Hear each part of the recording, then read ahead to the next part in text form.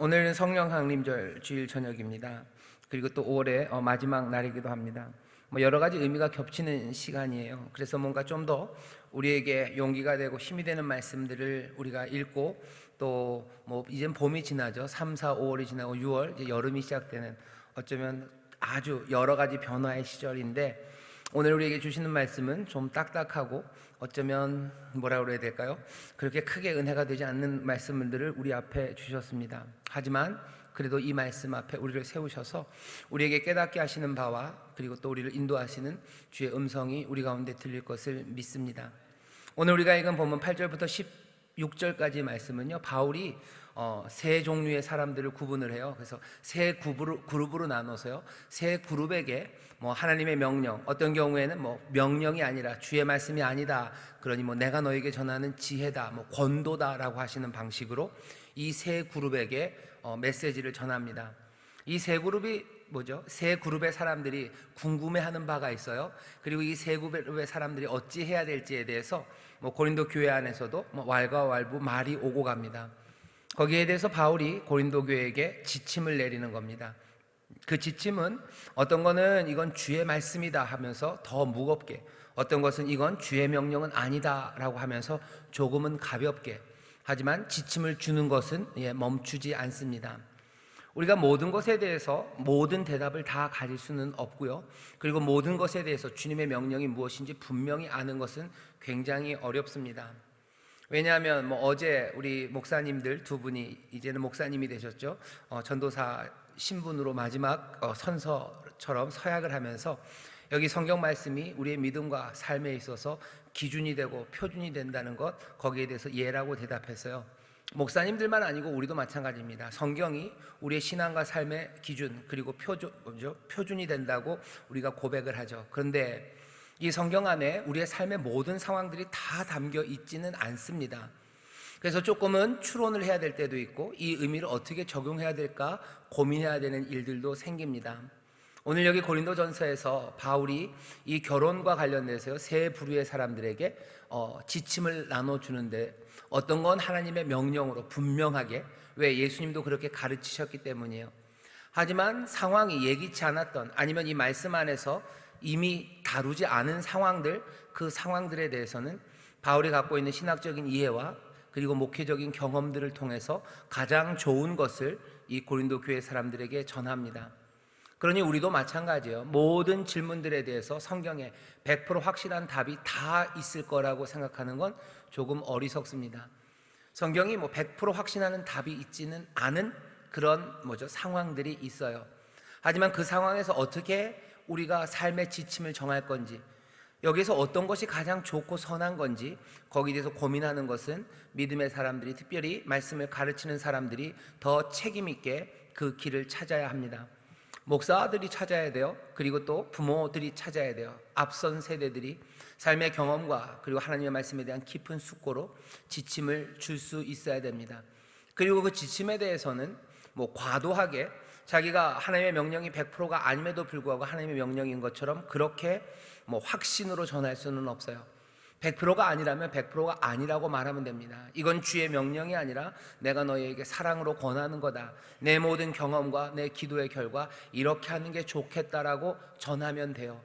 그러면 듣는 사람들은 그 말씀을 그리고 그 지침을 들었을 때 주의 명령으로 확고한 것은 내가 확인하고 맞습니다, 이건 주의 말씀입니다 생각하고 내가 그렇게 받아들이면 세상이 말하는 것과 다르고, 그리고 내가 이제껏 걸어왔던 길과 다르더라도 내 삶을 돌이켜서, 그리고 문화가 우리를 인도하는 방향, 그것과 어긋나고 거스리는 것이어도 그것이 주의 명령이면 그 길을 따라야만 합니다.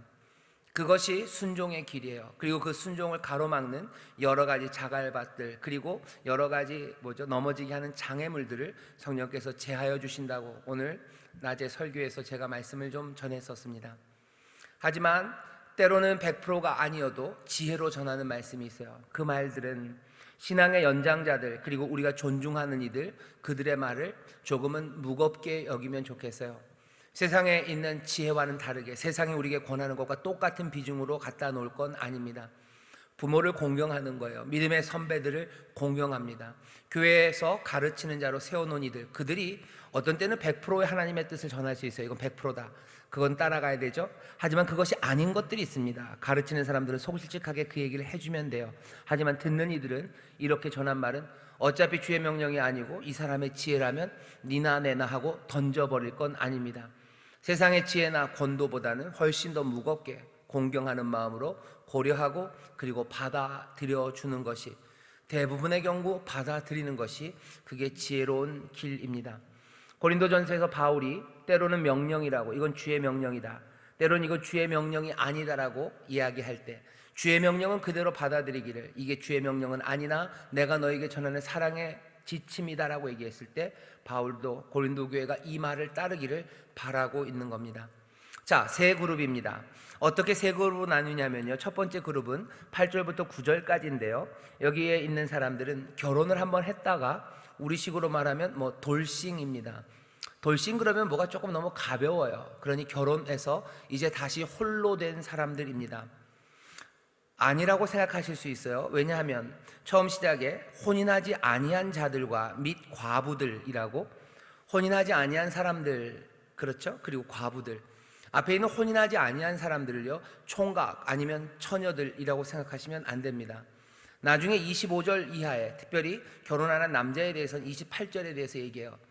진짜로 결혼을 한 번도 안 한 총각과 처녀들, 그 양반들에 대해서는 뒤에 얘기할 겁니다.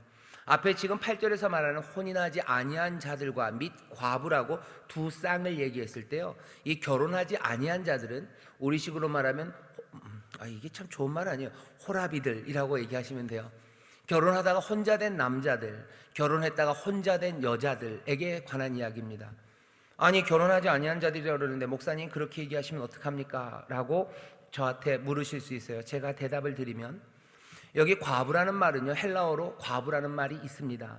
하지만 헬라어에는 과부에 반대되는 우리나라식으로 호라비라는 헬라어 단어가 없어요. 어떻게 그럴 수가 있습니까? 우리나라 말도 생각해보면 그래요. 과부는 한자입니다. 한자에 반대되는 그러니까 한자어로 써서요 과부에 반대되는 한자어가 있을 것 같으셔요? 제가 좀 찾아봤어요. 없어요. 없습니다. 그냥 억지로 찾으면 있긴 있는데 저도 처음 들어본 말들이에요. 이게 벌써 며칠 전에 설교를 준비를 했기 때문에 사전을 찾아본 걸 벌써 저도 까먹었잖아요. 들어본 적이 없는 말이에요. 그 대신 우리가 쓰는 말은 그냥 호랍이라는 말을 씁니다. 호랍이라는 말을. 그러니 사실은 균형이 좀 잘 안 맞죠. 과부는 한자어 조금 무게가 있게 들려요. 이게 사대인가요? 사대주의인가요? 한자어는 무겁고 우리나라 말은 가벼워서 가볍게 느끼는 건 조금 문제가 있겠지만, 적어도 한자어로 과부에 상대되는 혼자 된 남자에 관한 말이 없어요. 헬라어도 마찬가지입니다. 헬라어도 과부라는 말은 있지만요 과부에 반대되는 말은 없어요. 영어도 사실 조금 비슷합니다. 영어도 과부는 widow라고 그래요. widow에 반대되는 무슨 혼자 된 남자를 가리키는 말이 없어요. 그래서 반대되는 말을 어떻게 쓰냐면요 그냥 widow에다가 er을 붙여요. widower 이렇게 붙여가지고 혼자 된 남자를 얘기하죠. 여기 결혼하지 않은 남자라는 헬라어도요 그냥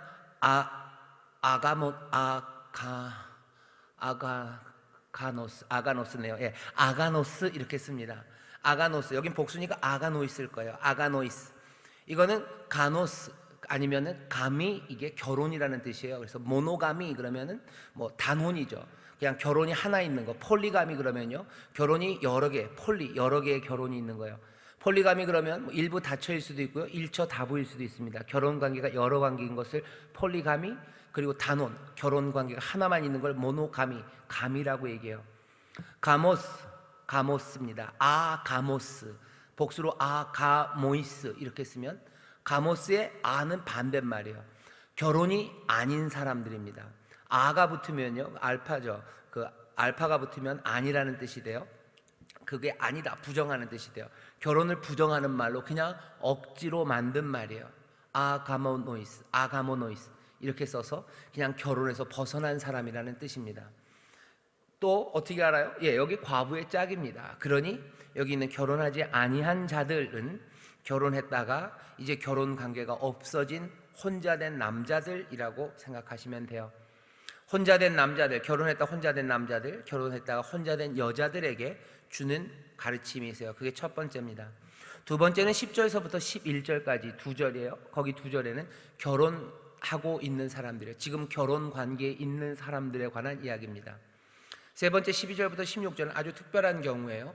결혼을 했는데 배우자가 남편일 수도 있고요, 아내일 수도 있습니다. 배우자가 믿지 않는 사람일 경우예요. 그리고 이 세 부류의 사람들에게 전하는 이야기는 그 관계에 대한 이야기입니다. 인간적인 관계에 대한 이야기예요. 언약에 관한 이야기예요. 결혼한 사람이나 결혼하지 않은 사람, 아니면 결혼한 사람들 안에서의 성관계, 성적인 관계에 대해서는 앞에 7장 1절부터 7절까지 이야기했어요. 지금 8절부터 16절까지는 그 결혼 관계라는 언약의 관계를 어떻게 취급하는지 그 관계에 대해서 이야기하는 겁니다. 먼저 첫 번째 그룹에게 뭐라고 권면하는지 보죠. 결혼했다가 이제 혼자 된 남자들과 혼자 된 여자들에게 말한다. 어떻게 알아요? 나와 같이 그냥 지내는 것이 좋으니라요. 이 얘기는 무슨 얘기입니까? 재혼하지 않는 게 좋겠다라고 얘기합니다. 재혼하지 않는 게 좋겠다. 하지만 9절입니다. 만일 절제할 수 없거든 혼인하라. 혼인은 허락됩니다. 다시 재혼하는 거 허락됩니다. 정욕이 불같이 타는 것보다 혼인하는 것이 나으니라. 바울이 하는 이야기를 잘 들어보면요, 늘 지금 이 성과 결혼에 관한 이야기에서 바울은 이런 패턴을 따라가요. 제일 좋은 게 뭔지 이야기합니다. 그리고 여러 가지 상황들이 생기면 거기에서 허용 가능한 조정 그리고 해결책을 제시해요. 제일 좋은 건 재혼 안 하는 게 좋답니다. 그대로 사는 게 좋대요. 갑자기 여러분들이 조금 생각이 많으시죠? 어떡하나? 그럼 벌써 재혼했는데 어떡하나요? 그런 건 결혼한 사람이에요. 그럼 그 사람들은 조금 들으시면 돼요. 지금 결혼했다가 혼자 되신 분들, 오늘 이 말씀을 어떻게 들어야 되나 고민들이 있으실 겁니다. 그 고민에 대해서 여러분들 고민하지 말라고 제가 얘기할 수는 없어요. 하지만 그 고민을 마음에 잘 품으십시오. 왜? 내 인생에서 굉장히 중요한 문제예요. 그리고 내 인생의 중요한 결정이 세상의 문화가 아니면 사람들이 하는 말에 따라서 결정되는 것보다는 복음이, 그리고 진리가, 그리고 주께서 원하시는 뜻이 무엇인지 그것들을 파악하고 내가 내 길을 또 인도하시는 그 인도하심을 따르는 것, 그것이 지혜롭기 때문입니다. 결혼했다가 홀로 된 이들은 그냥 그대로 사는 것이 좋대요. 이 이야기는 굉장히 어렵습니다. 왜 어려웠냐 하면 고린도 교회가 있었던 그 고린도 문화라는 것이 재혼을 강요하는 세상이에요. 재혼을 강요하고요. 그리고 또 재혼은 강요됩니다. 그리고 이혼이 충분히 권장되는 세상이에요. 2000년 전이기 때문에 이혼하는 일이 별로 없었을 거다. 아닙니다. 어쩌면 지금보다도 훨씬 더 많이 이혼하고요. 지금보다도 훨씬 더 많이 재혼이 쉬웠던 시절이 이 시절, 이 당시의 문화입니다. 이 문화 안에서, 재혼이 일상화된 문화 안에서요, 바울이 얘기하는 거예요. 재혼하지 않는 게 좋겠다라는 이 이야기는 문화 거기에 거슬리는 이야기예요. 이 밑에 깔려있는 건 뭡니까? 문화 따라가는 것은 아니에요. 복음이, 그리고 내 삶에 하나님이 주신 은혜 안에서 내가 살아가는 길, 거기에 대한 고민, 거기서부터 시작해야 됩니다. 세상이 재혼을 그리고 이혼을 너무나 가볍게 말하는 그 문화가 우리 가운데 있기 때문에 우리도 이혼과 재혼이 아무것도 아닌 양 그렇게 취급해서는 안 됩니다. 왜? 우리의 삶에 대해서 하나님이 얘기하시는 거예요. 결혼이라는 것이 하나님 앞에서의 언약으로 하나님의 은혜 안에서 주어지는 둘이 한 몸이 되는 그런 사건이죠. 그러니 세상 사람들은 결혼이라는 게 그게 그냥 좋아서 사는 거고 아무것도 아닌 양 가볍게 여기는 그런 문화가 우리 가운데 있다고 해서 우리도 그 문화를 따라가야 되는 건 아닙니다. 바울은 가장 좋은 걸 얘기해요. 결혼했다가 홀로 된 이들 그냥 그대로 사는 게 좋겠대요.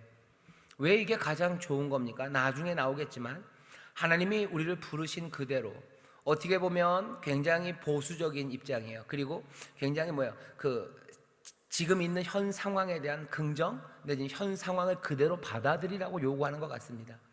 어찌 되었든지 간에 내가 결혼해서 벗어나게 되었다면 지금 있는 그 자리에서도 얼마든지, 그죠?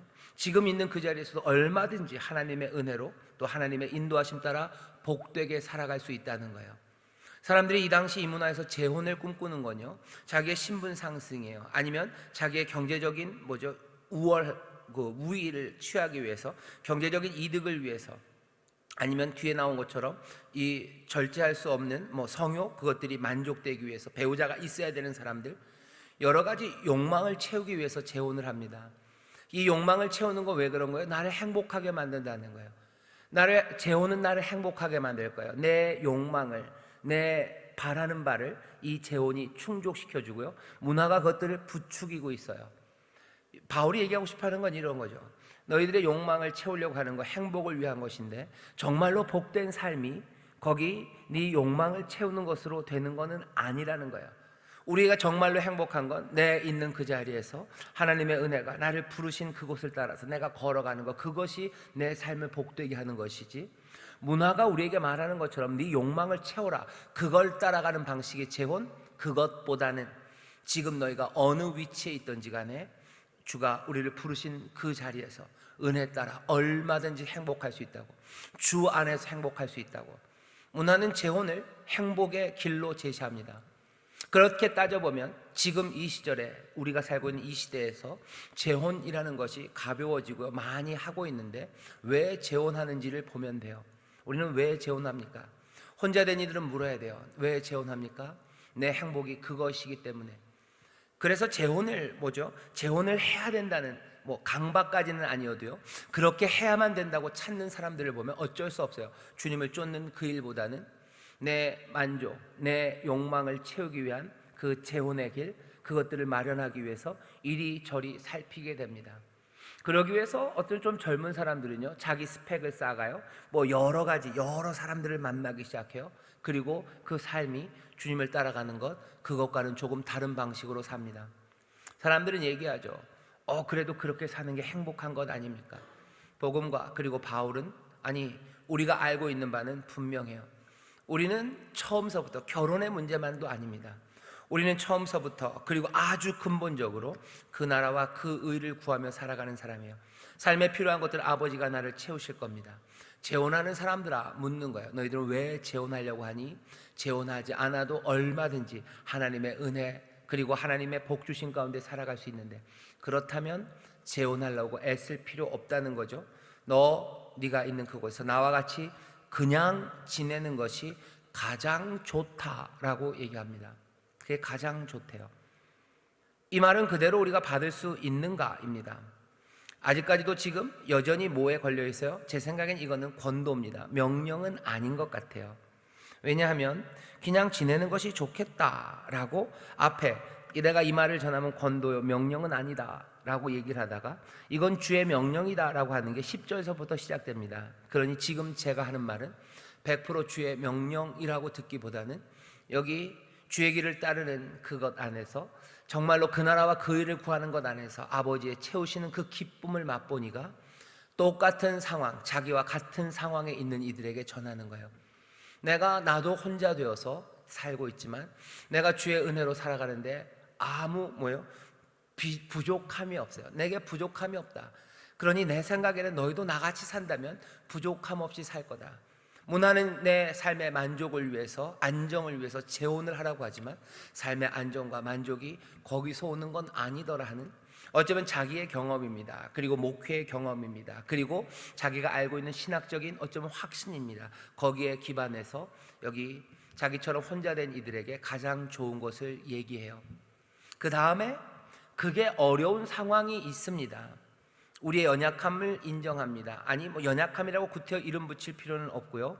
여기 재혼이 권장되는 세상에서, 그리고 또 굉장히 음란하고요, 또 어쩌면 성적인 것들이 활발한 그 자리에서 내가 재혼을 안 하면 여기저기서 그 성적인 욕구를 채우기 위해서 뭔가를 헤매고 다녀야 되는 그런 상황이라면, 재혼을 위해서 찾아다니고 아니면 재혼은 안 한다, 좋아, 그러면 내가 내 성적인 이 욕망을, 아니면 성적인 만족감을, 그것들을 채우기 위해서 헤매야 된다면, 그렇다면 혼인하는 것이 오히려 낫다고 바울은 또 권면을 합니다. 바울의 이 태도를 우리가 좀 배울 필요가 있어요. 뭐라고 하는지는 권도로 들으시면 돼요. 문화와는 상관없는 이야기예요. 정말로 가장 선한 것, 주 안에서 좋은 게 무엇인지를 얘기해줘요. 그리고 또 동시에 하나는 내려오는 단계처럼 보이죠. 뭔가 조정이 필요합니다. 그렇게 할 수 없는 경우들이 있습니다. 거기에 대해서 인정해요. 그리고 그렇게 하는 것, 그거에 대해서도 수용을 합니다. 하나의 문제에 대해서 한 개의 대답만 있다고 바울은 생각하지 않아요. 어떤 사람들은 그렇게 생각하죠. 대답은 하나밖에 없는 것 아니냐. 아니요, 베스트, 가장 좋은 게 있어요. 그리고 또 그것이 가능하지 않은 경우에 수용할 수 있는 조정과 해결, 그것도 가능하다고 바울은 얘기합니다. 모든 사람들이 다 하나님 앞에 모든 것들을 다 드려야 되는 그런 상황이 다 되지는 않아요. 하나님 안에서 내 상황에 따라서 내가 할 수 있는 바가 있습니다. 그것 잘못됐다고 얘기하지 않습니다. 혼자 되신 분들이 있으셔요. 결혼했다 홀로 되신 이들, 재혼에 대해서 생각하실 때 내가 왜 재혼하나 잘 생각해 보세요. 내가 주님만으로 행복할 수 있을까에 대해서 다시 한번 고려해 주셔요. 그리고 그게 정말 어렵고 힘들고 안 될 것 같으면 결혼하는 것, 다시 재혼하는 것에 대해서 절대 안 된다고 가르치지 않습니다. 하지만 그렇다고 아무 생각 없이 내 행복을 위해서 내가 재혼을 찾아간다, 그건 바른 길은 아닙니다.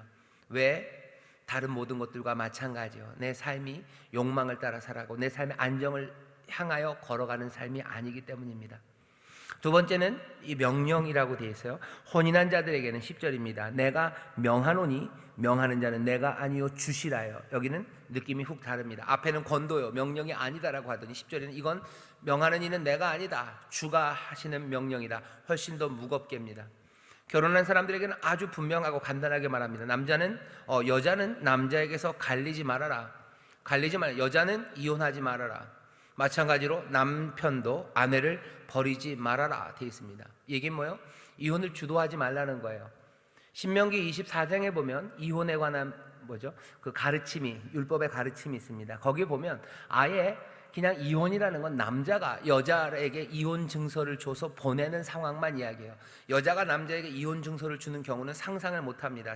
아예 없어요. 그런데 적어도 바울은 여기 그 당시 문화가 그렇죠. 그리고 로마 법이 그래요. 로마 법은 여자가 남자에게 이혼을 명한다기보다는 주도할 수 있습니다. 남자가 여자에게 이혼의 과정을 시작할 수 있어요. 그런 상황에서요, 바울이 얘기하는 겁니다. 여자 남편에게서 갈리지 말고 남편도 아내를 버리지 말아라. 간단하게 말하면 뭐요? 네가 이혼하려고 하지 말아라요. 만일 갈릴지라도, 혹시라도 갈리게 된다면 그냥 지내든지, 앞에 있었던 말입니다. 아니면 다시 그 남편과 화합하든지, 남편도 마찬가지, 혹시 갈린다면 그 아내와 다시 화합하든지. 이것도 신명기 말씀과 조금 어긋납니다. 신명기에는 여자를 이혼 증서를 줘서 내보낸 다음에는요, 다시 데려오면 안 됩니다. 신명기에는 그렇게 가르치고 있어요. 하지만 여기서는 신명기 말씀과는 조금 다릅니다. 느낌은 달라요. 하지만 왜 그런지는 우리가 좀 알 수 있어요. 왜? 화합 아니면 화목함, 다시 회복, 그것이 믿음의 사람들이 끝까지 추구해야 되는 거예요. 이것은 이 땅에서의 화목과 화해를 추구하는 이들이 결혼 관계에서도 화해, 화목, 용서, 그리고 다시 회복, 이것들을 추구하라는 거죠. 그건 헤어졌던 그 남자, 그리고 헤어졌던 그 여자와 화합하는 겁니다. 다른 남자와 결혼하고 다른 여자와 결혼하는 것은 내 행복을 따라서 다른 길을 걸어가는 거지, 그것이 회복과 화합의 일은 아닙니다. 바울은 얘기하는 거예요. 먼저는 남편, 아내 버리지 말아라. 네가 이혼 주도하는 거 아니다. 만약에 갈릴지라도 그냥 그대로 지내든지. 이건 신명기나 율법이 말하는 겁니다. 그리고 혹시라도 다시 화합한다면 그 사람, 바로 그 남편, 그 아내와 하라고 가르칩니다. 여기 있는 이 이혼에 관한 가르침은 당연히 문화 그리고 법이 허용하는 범위, 그것과 상관없이 하는 말이에요. 여자가 이혼할 수 있어요. 남자가 이혼할 수 있어요. 게다가 고린도 문화 자체가 이혼이 다반사인 세상이에요. 그냥 한 집 건너가 아니라 그냥 한 사람이 몇 번씩이라도 이혼하면서 자기의 만족을 위해서 움직이는 세상이 고린도였습니다. 그 고린도 세상에서 바울이 얘기하는 거죠. 고린도에 살고 있는 고린도 교회와 너희들 남편, 아내, 자기의 배우자를 버리면 안 된다. 이혼하지 말라고 분명히 얘기하죠. 이 말씀은 주의 명령이라고 얘기합니다. 왜요? 예수님께서 복음서에서 이 이혼에 대한 가르침들을 이런 방식으로 주셨어요. 이혼 안 하는 게 이상적입니다. 하지만 예수님도 이혼을 허락하시죠. 뭘 위해서요? 뭐 때문에? 너희 마음의 완악함을 인하여 이혼을 허락했지만 이혼은 하지 않는 것이 이상적이라고 분명히 말씀하셔요. 마태복음도 그렇고 마가복음도 그렇고 예수님이 이혼에 대한 태도는 분명합니다. 이혼 못하는 거예요. 안 되는 거예요. 하지만 너희의 완악함을 인하여 하나님께서 이혼 증서를 주고 보낼 수 있도록 그것들을 한 단계 내려놓으셨다는 거죠. 금지되지는 않습니다. 하지만 그것이 베스트는 아닙니다. 조금 모자라지만 허용하시는 그 범위가 있어요. 바울도 마찬가지입니다. 이혼하지 말아라. 하지만 만약에 그렇게 하게 된다면 그대로 지내든지 아니면 다시 그 사람과 화합하라고. 어쩌면 구약에 가르쳤던 가르침에서 복음으로 넘어오면서 조금 실천의 지침이 업그레이드, 상향된 겁니다. 다시 화합하기 위한 시도들. 그건 그리스도가 우리에게 보이신 거예요. 용서하고 화합하고 다시 하나 되는 것. 그것들을 위해서 추구한다면 바람직하죠. 그 헤어졌던 남편, 헤어졌던 여자와 아내와 다시 화합하는 것, 그 재혼하는 것, 그것들은 바람직하다고, 그럴 수 있다고 가르칩니다.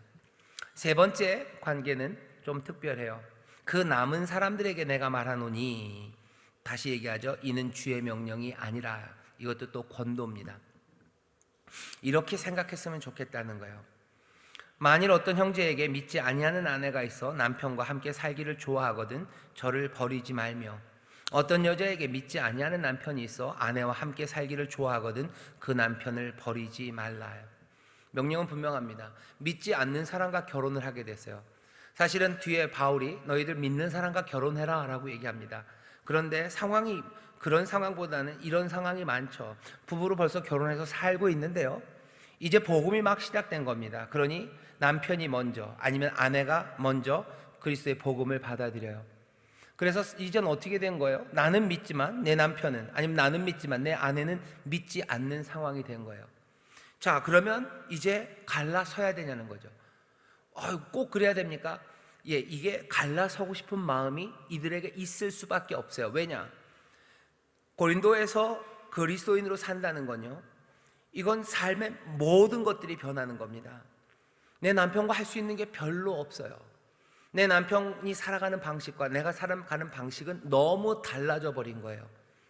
그러니 이게 얼마나 힘들고 괴롭습니까? 그러니 같이 살고 싶지 않아요. 빛과 어둠이 공존하는 것 같습니다. 그러니 어려운 거죠. 그러니까 교회 안에서 사람들이 믿지 않는 남편과 이혼하고 싶어요. 왜? 그 가능한 건 뭐예요? 문화가 그래요. 이혼이 그렇게 어려운 일이 아니에요. 그렇게 흠되는 일도 아니고요, 그냥 이혼하나 보다라고 하는 세상에, 그렇게 가벼운 세상에서 내가 그렇게 섞일 수 없는 사람과 이제 살게 됐습니다. 그러니 이혼하는 것, 그게 좋겠다는 이야기를 고린도 교회 안에서 할 수밖에 없고요, 그런 마음들이 한쪽만 믿게 된 그이들 마음에 있어요. 바울이 얘기하는 겁니다. 너 믿음을 가진 사람아, 네 배우자가 너 결혼해서 그렇게 살게 됐는데 네가 먼저 믿고 이제 빛의 자녀가 되었고 여전히 네 배우자는 어둠에서 살아가는 사람이에요. 그러면 어떡할 거냐는 거죠. 만약에 네 믿지 않는 배우자가 너랑 사는 거 좋아하거든, 이 얘기는 뭐냐면 너랑 이혼하겠다고 그러지 않거든. 왜냐하면 믿는 사람도 이 사람과 사는 게 힘들 거고요, 사실은 이 어둠에 거하는 사람도 빛의 사람과 살기가 어렵습니다. 삶의 방식이 달라서이기도 하고요, 또 예수 믿는 것 그리고 그리스도의 삶을 살아가는 것이 그 당시 문화에서 핍박받는 일이에요. 그리고 꽤나 위험합니다. 그러니 그 위험을 감수하고 싶지 않아요. 말도 되지 않는 이야기들을 계속 들어야 되는 거 골치 아프고 힘들어요. 그러니 내가 너랑 사는 게 너무 싫다고 믿지 않는 사람이 먼저 얘기할 수 있어요. 먼저 너 나가라고 얘기하지 않는다면 네가 믿는 사람이 네가 믿지 않는 배우자 너랑 헤어져야 되겠다고 말하지 말아라입니다. 남자도 말하지 말아라요. 믿는 남편들아, 믿지 않는 아내에게 이제 고만 살자라고 말하지 말아라요. 너 믿는 아내들아, 믿지 않는 남편에게 이제 고만 살자고 네가 말하지 말아라요. 만약에 다른 사람이 말하면 모릅니다. 그건 뒤에 나옵니다. 하지만 네가 하면 안 된대요. 왜 그렇습니까? 이유를 밑에다가 바울이 써요. 다시 말합니다. 이건 권도입니다. 바울은 이렇게 생각하기 때문이에요. 이유는 이렇습니다. 혹시 믿지 아니하는 자가 14절입니다. 믿지 않는 남편이 아내로 인하여 거룩하게 되고 또 믿지 아니하는 아내가 남편으로 인하여 거룩하게 되나니 그렇지 아니하면 너희 자녀도 깨끗이 못하니라. 그러나 이제 거룩하니라요. 믿는 아내와 믿지 않는 남편이 있을 때 바울은 이렇게 생각하는 거예요. 믿는 아내 때문에요, 여기 믿지 않는 남편도 거룩해질 수 있다고 생각하는 겁니다. 게다가 아이들이 있어요. 아이들은 믿지 않는 남편이 아니라 믿는 아내 때문에 아이들도 거룩해질 수 있다고 생각하는 그 믿음이 바울의 밑바탕에 깔려 있는 거예요. 사실은 추하고 경건치 않은 것들이 경건한 것에 닿기 시작하면 이것이 오염된다는 게 성경의 성결법의 기본입니다. 깨끗한 것, 거룩한 것이 부정한 걸 만나면요, 거룩한 것이 부정해져요. 그러니까 거룩한 것들을 부정한 것에 닿지 않게 하는 거죠. 근데 나중에 시간이 지나면서 하나님이 이상한 말을 합니다. 부정한 것이 거룩하게 닿으면 거룩한 것이 부정하다고 너희들이 알고 있지만 그것 아니고 그것들을 뒤집는 일을 하셔요. 아니, 거룩한 것이 부정한 것에 닿았을 때 이 부정한 것을 거룩하게 만드는 이 거룩함의 능력에 대해서 말씀하기 시작합니다. 우리가 알고 있는 것은 예수 그리스도예요. 사람들은 부정한 여인을 만질 수 없다고 생각했어요. 왜? 부정한 여인을 만지면 내가 부정해져요. 부정한 물건들을 만지면 내가 부정해집니다. 그러니 부정한 것들을 피했습니다. 문둥병자들 만질 수 없어요. 혈루증 앓는 여인들 만지면 안 됩니다. 하지만 예수님은 그렇게 하지 않으시죠. 오히려 문둥병자들을 만지십니다. 혈루증 앓는 여인들, 그 여인 만져요. 죄인인 여인이 자기를 만지는 것에 대해서 예수님 뭐라고 하지 않으셔요. 오히려 그 만지는 그 접촉이 예수님을 부정하게 만든 게 아니라 그 여인들을 치료하고 거룩하게 만드는, 어쩌면 하나님이 그 뒤집어 놓으셨던 그 능력이 예수 그리스도를 통해서 시작된 것, 바울은 그것을 본 것 같아요. 전에는 부정한 것을 만나면 거룩함이 부정함이 되었으나 이제는 그리스도께서 그것을 뒤집어 놓으셨어요. 오히려 거룩한 것들이 부정한 것들을 거룩하게 만드는 그 능력에 대한 확신입니다. 그러니 너희들 주 안에서 거룩하게 된 아내들아, 믿지 않는 남편들, 그 남편들과 살아가면서 네가 부정해질 거라고 생각하지 말라는 거예요. 네가 그렇게 살면서 부정해질 거니 도망가는 거 그거 아니다. 믿어라. 거룩함이 부정함을 오히려 거룩하게 만들 수 있다는 확신으로 산다면, 내가 믿지 않는 부정한 남편, 그 어둠과 함께 살더라 할지라도 내가 내 빛이 어두워지는 게 아니라 오히려 이 어둠이 밝아질 수 있음을 기대하고 그 믿음, 확신을 가지면 적어도 내가 이 사람과 살다가 내가 부정해지겠구나, 이 사람들과 살다가 내가 진리에서 떠나가겠구나 하는 그 생각에 이혼하지는 않을 거라는 거죠. 거기다 하나 더 쐐기를 박는 건 자식 이야기입니다. 너에게 자녀가 있지 않냐? 자녀는 어쩔 거냐요.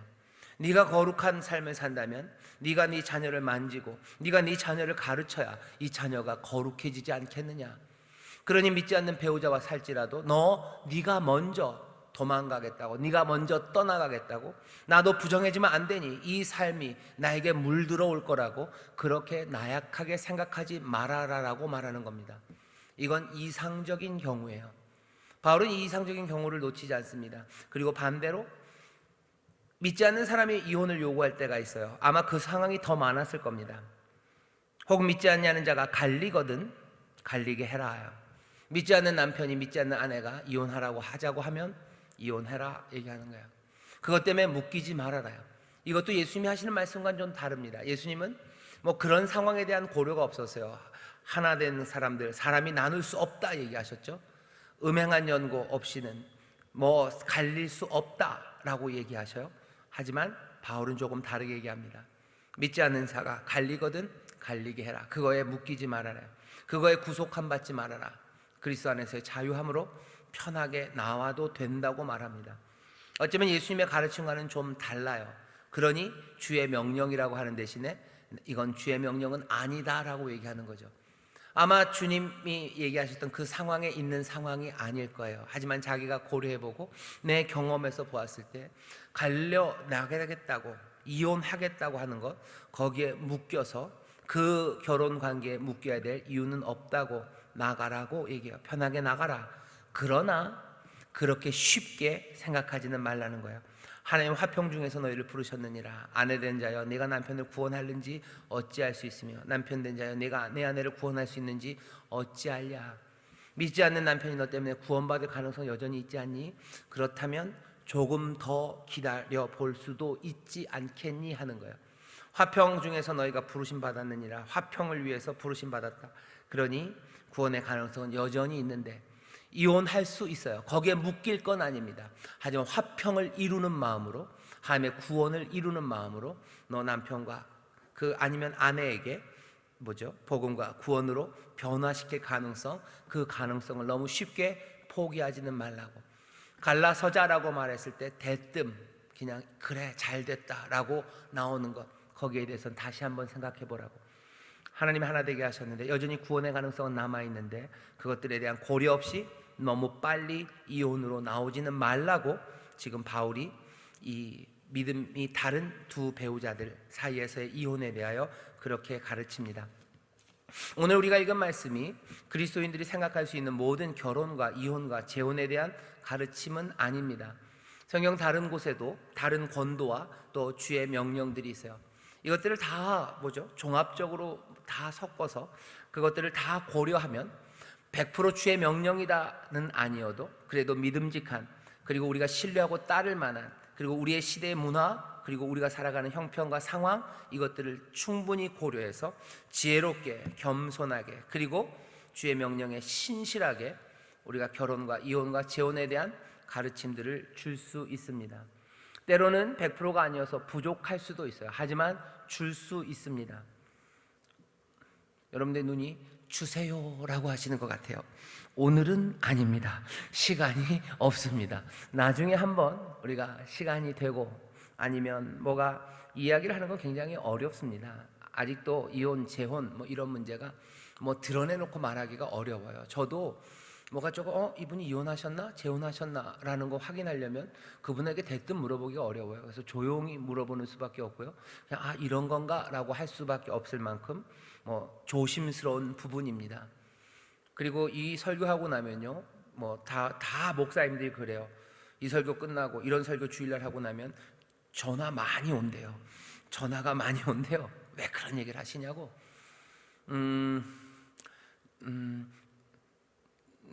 그래도 한번 했으면 좋겠어요. 나중에 한번 우리가 서로 다 사랑하는 마음으로, 그리고 이해하고 또 기도하는 마음으로 도대체 이 중요한 문제에 대해서 주님이 뭐라고 가르치시는지 한번 시간을 두고 성경 우리 교육훈련 가운데 한 10주 정도, 10주면 될 겁니다. 10주 정도 천천히 하나님의 말씀, 그리고 우리의 상황들, 그리고 어떤 게 가장 좋은지에 대해서 그 길을 묻고 함께 겸손하게 지혜롭게 신실한 길을 찾아볼 수는 있습니다.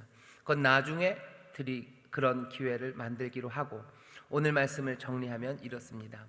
적어도 몇 가지 원칙에 대해서 각각의 경우에 해당하시는 분들이 있으셔요. 그분들은 내 경우에 어떻게 이 말씀을 내가 받을지, 주의 명령은 주의 명령으로 받으십시오. 그리고 바울의 권도는 무겁게 받아들이시면서 내가 결혼의 관계를 어떻게 이어가고 또 어떻게 마무리할지에 대해서 신실하게 그리고 겸손하게 그리고 주의 지혜를 구하셔요.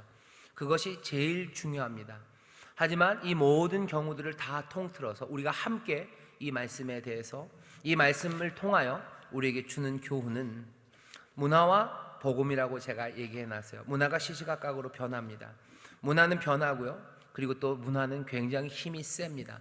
완고하게 우리를 무릎붙이는데요, 그것들이 계속해서 달라져요. 하지만 주님의 진리는 그것과는 좀 다릅니다. 변화되지 않는 주의 진리가 있어요. 하지만 이 문화 가운데서 이 진리로 살아가는 그 길을 찾기 위해서는 이 복음의 진리가 우리의 모든 상황을, 문화의 모든 영역들을 다 얘기해 주셨으면 좋겠는데 그렇지 않습니다. 그러니 어떻게 해요? 겸손함이 필요해요. 그러니 어느 때보다도 지혜가 필요하고요, 하나님의 복음에 대한 신실함이 필요해요. 주가 나에게 가르치신 것들에 대한 명확한 이해들, 그 지혜들, 그리고 모든 것들을 다 어떻게 할 수 없다는 그 겸손함들. 하지만 그럼에도 불구하고 주가 선하신 길을 우리에게 보이셨으니 그것들을 붙잡고 신실하게 따르겠다는 그 마음들이 우리 가운데 가장 중요합니다. 그 가운데 서로를 향한 용납이에요. 그리고 서로를 향한 기도입니다. 그리고 이 모든 것들은 사랑으로, 그리고 주님의 은혜 안에서 이루어져야 됩니다. 모든 권고와 그리고 충고들은 사랑함으로 주는 겁니다. 잘못됐다는 지적도 사랑 안에서예요. 그리고 잘 되는 길을 알려주는 것도 사랑 안에서입니다. 다시 한번, 우리가 살아가는 이 문화 가운데서 문화를 쫓아갈 일은 아닙니다. 늘 복음과 진리를 따라가야 되나 그 복음과 진리를 따라간다는 것이 우리의 삶의 모든 영역들에 분명하게 보이지 않아요. 성령의 도우심을 구합니다. 서로의 지혜를 모읍니다. 그리고 겸손하게 신실하게 우리가 걸어가야 될 길을 붙잡아 갑니다. 가다가 뭔가 잘못된 것 같아요. 그러면 용납하십시오. 그리고 다시 겸손하게 물으며 정말로 신실하게 그 길을 걸어가면 돼요. 그렇게 살아가는 사람들을 비난하지 마시고, 그렇게 살아가는 사람들을 오히려 격려하고 지혜를 모으고 또 함께 사랑하면서 우리는 복음 안에서 그리고 이 문화 안에서 살아갑니다. 다시 한번 어찌 살아야 될지 주님 앞에 길을 물을 수밖에 없는 우리예요. 너무 염려하지 마십시오. 성령님 우리와 함께 하십니다. 신실함으로 겸손함으로 지혜를 구할 때 어떤 것이 가장 좋은 것인지 우리에게 알리셔요. 재혼에 대한 계획이 있으신 분들, 어쩌면 이혼을 꿈꾸시는 분들, 아직 결혼의 이야기는 뒤에 나올 겁니다. 결혼에 대한 계획이 있으신 분들, 아니 그럴 수밖에 없죠. 누구라도 그것 어느 것 안에는 있습니다. 아주 꼬맹이는 여기 없어요. 아주 꼬맹이 말고는 이 관계를 생각하는 그 과정 가운데 있습니다. 이 중요한 결정들이 그냥 문화를 따라 설렁설렁 이루어지지 않고 복음에 비추어서 겸손하게 지혜롭게 신실하게 판단되고 서로 격려하고, 그래서 가장 좋은 것을 향하여 함께 나아가는 그런 교회 성도가 되기를 주의 이름으로 축원합니다. 기도하겠습니다. 하나님, 우리가 오늘 어쩌면 우리의 삶의 가장 중요한 것들 중에 하나나 이야기하기 어려운 이야기들을 합니다. 오늘 이 말씀이 하나님 상처가 되고 또 실망이 되는 것이 아니라 우리에게 삶의 길, 선한 길을 보이시려는 주의 음성으로 듣게 하시고, 정말로 하나님 안에서 우리가 걸어갈 선한 길이 무엇인지 서로 지혜를 모으고 겸손하게 또 복음과 진리에 신실하게 하나님 그 지침을 하나씩 하나씩 듣고 또 따라가는 우리가 되게 하여 주옵소서. 세상의 문화가 말하는 것에 너무 쉽게 휩쓸리지 말게 하시고, 문화가 요구하는 것에 쉽게 우리의 삶을 내어주지 말게 하시고, 온전히 주께만 드려지는 우리의 삶이 되게 하여 주옵소서. 감사드리며 예수님 이름으로 기도하옵나이다. 아멘.